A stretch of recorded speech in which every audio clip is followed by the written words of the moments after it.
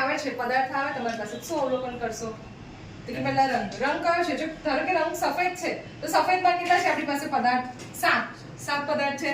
એમાંથી સૌથી પહેલા શું કરવાનું તો કે તમને ખબર છે કે NH4+ છે તમારી પાસે. NH4+ થી શું કરશો? નિર્ણાયક કસોટી કરો. નિર્ણાયક કસોટીથી શું થશે? કન્ફર્મ થઈ જશે કે તમને જે પદાર્થ આપ્યો છે એમાં કયો ધનાયન અને કયો ઋણાયન છે. સારું, ચલો જો પહેલામાં તમને પકડાઈ ગયો કે NH4+ છે એટલે પછી તરત તમે ક્યાં જશો તો કે NH4+ કેટલી વાર છે? 1 2 3 વાર છે ને.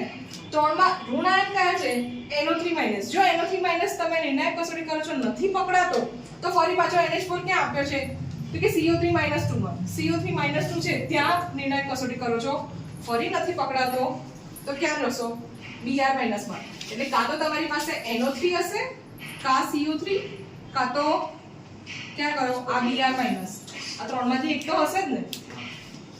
એટલે પછી ચલો તમે નક્કી કરી દીધું કે તમારી પાસે Br- છે, NH4+ Br- તમને સીધું શું મળી જશે કે એનું આણ્વીય સૂત્ર. હવે આટલું કર્યા પછી તમને જે કસોટી આપી છે પ્રાથમિક કસોટી ધનાયનની પરખ માટે, પછી ઋણાયનની પરખ માટે, એટલું લખવાનું આવડશે ને પ્રેક્ટિકલ. એટલે પહેલા સ્ટાર્ટિંગ શું કરશો તો કે અવલોકન રંગ, વાસ, જ્યોત કસોટી, સૂકી કસરણીમાં ગરમ કરતા. પછી તો કે ધનાયન શોધો.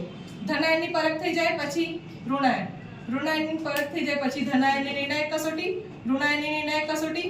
નિર્ણાયક કસોટી પછી શું કરશો તો કે તમે આ બોક્સ બનાવો છો. કયું? પરિણામ કોઠો. પરિણામ કોઠામાં પદાર્થ કયા રંગનો છે, ધનાયન કયો છે, ઋણાયન કયો છે, આણ્વીય સૂત્ર આવડશે ને. ધારો કે વાદળી છે તો આ Cu+2 અને SO4-2 તો ત્યાં તમારું આણ્વીય સૂત્ર શું બનશે? Copper sulphate. અને નીચે લખજો નામ લખો. બસ પ્રેક્ટિકલ પૂરું. આવડશે ને હવે?